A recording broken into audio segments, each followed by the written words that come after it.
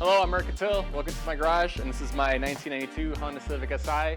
And yes, my garage does match the livery on my race car.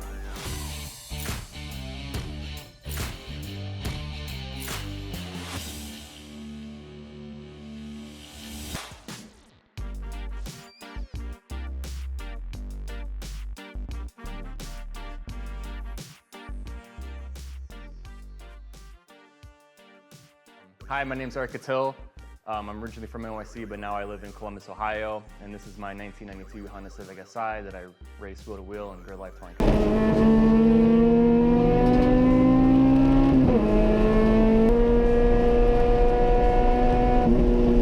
I am the 2020 GLTC champion, and it was a close battle all season. So the car, it's a 1992 Honda Civic Si specifically. It's essentially everything but stock at this point. Really nothing has kind of carried over from its stock form. I use it for Grid Life Touring Cup. It's a more recent wheel-to-wheel class that kind of came up a couple years ago.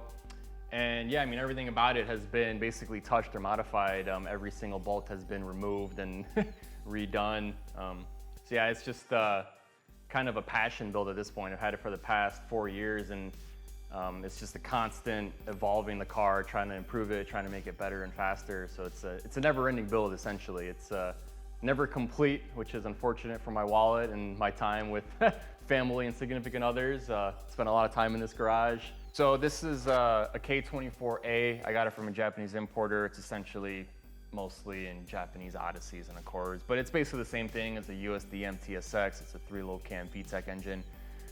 The best thing about these K-Series is they're so capable. The performance you can get out of these 4-cylinder engines is just unbeatable for anything this size and within 2.4 liters. It's, in my opinion, I think it's surpassing popularity in terms of swaps, even greater than LS's. And you see these engines and everything. Biggest issues with this engine is how tall it is, height-wise, and fitting it in the small engine bay was a challenge, but we had Hasport engine mounts on board to help out with that. And with their dual height setting mounts, I got it to a perfect position to where it still clears the hood and it has just enough ground clearance to be usable on the track.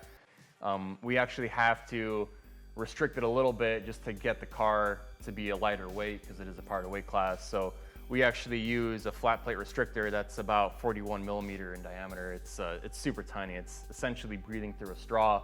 And we played with a bunch of intake manifolds to try to get as much mid-range out of it as possible. So that's why we maintain the stock TSX manifold. And one of the biggest problems with K-Series engines is actually bleeding them. So that's why we went with the Tracto swirl pot. It essentially bleeds the K-Series for you, and it also helps the cooling efficiency. So that's a big focus on this car is maintaining a cool water temperature. But internally, it's mostly stock. The only thing we really did to the engine, with the help of Iron OEM, with a lot of OEM parts, is we basically just rebuilt the head.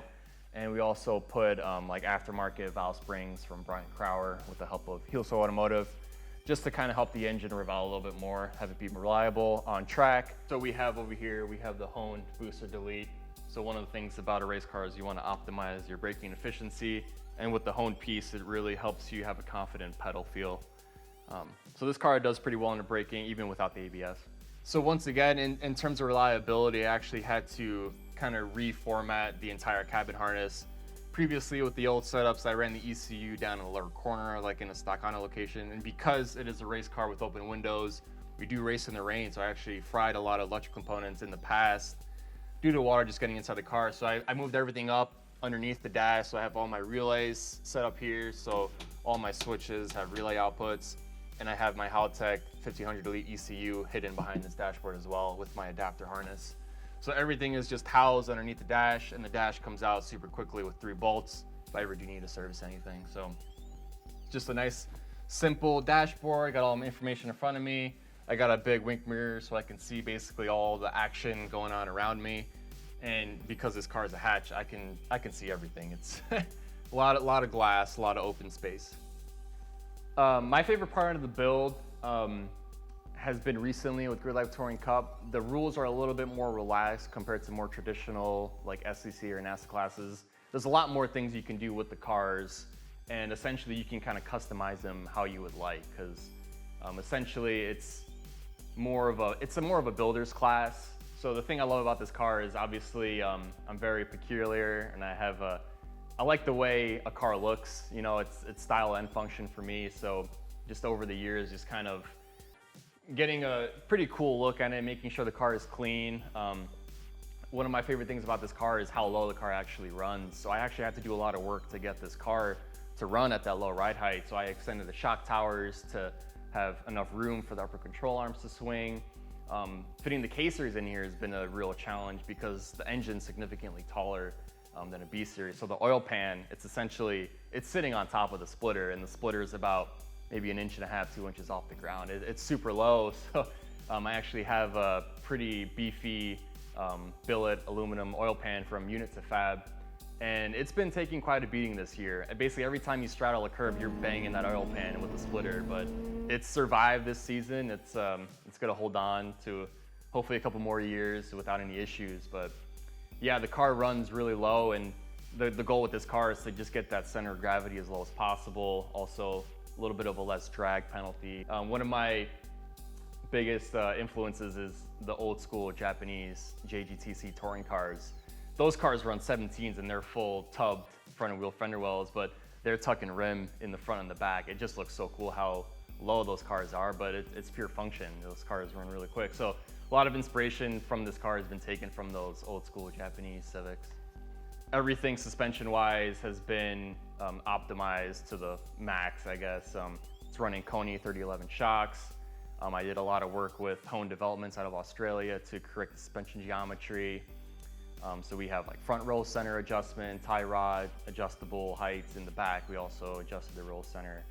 So a ton of work has went into this car to kind of fine tune the handling. And to be honest, for a front wheel drive car, this thing will out handle pretty much everything on the track. The biggest competition I have is actually Miatas. So we're about equal in the corners, and we have similar engines because most of those guys run K-swaps as well, so similar power. So the end result is fantastic racing. With this car, the best thing about this car when you get it dialed in right is you get a touch of oversteer with the car. So you adjust it so it's pretty aggressive on the slow speed, so you get that rotation. And then obviously we have the wing in the back, so in high speed sections it keeps the back planted, because otherwise you just loop it. But when you get this car handling perfect, you kind of dance with the car a little bit, get it to slide, and when you do those transitions, you can just map the gas and the tail end kind of follows and rotates perfectly. It's kind of hard for a rear wheel drive car to do that because you have to manage the rear and you can't really put the power down. But with this car, you kind of just chuck it in the corner, get it to slide a little bit, map the gas, and you just go, and it's fast. High speed tracks, this car excels. So my current plan with this car, I know it's fast right now. We did a new ECU tune in the car before the last event last year. So with the Grid Life Touring Cup class, it's essentially power to weight. So they use your peak power, and that determines how much your car has to weigh.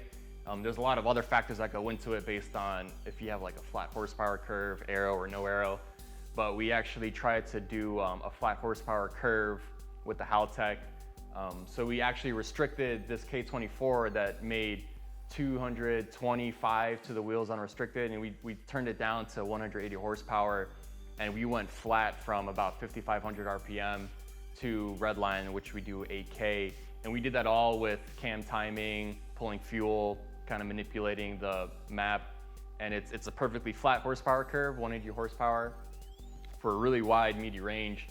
And we ran that last year, or this last event of 2020 season at NOLA, and the car did great. So we kind of did most of my off-season work right before the last event. So now I know what the car is going to do next season.